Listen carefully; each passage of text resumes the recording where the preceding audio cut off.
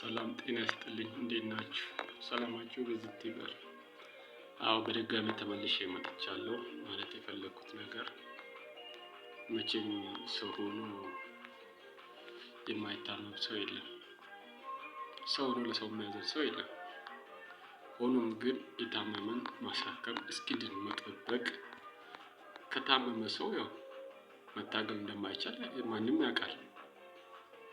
ግን ታሞ የሚታገል ሰው አልሞት በታገሬ ፈርቼ አይደለም፣ ፈርቼ አላውቅም። እኔ አንድ ቀን ፈርቼ አላውቅም። ህመም ግን ይጥልሃል፣ ለጠላትም ይሰጥሃል፣ ከሰው በታችም ያደርግሃል፣ ያስንቅሃል። እንደ ህመም ክፉ መርዘኛ ጠላት የለም። የሰው በታች ያደርግሃል። ሆኖም ግን ፈጣሪ ይመስገን እታገላለሁ። ታሜም እታገላለሁ እስከዛሬ ድረስ ታሜ ቆሜ አላውቅም። ግን ቶሎ ብዬ ለመናገር የምፈልገው ነገር ሀገሬ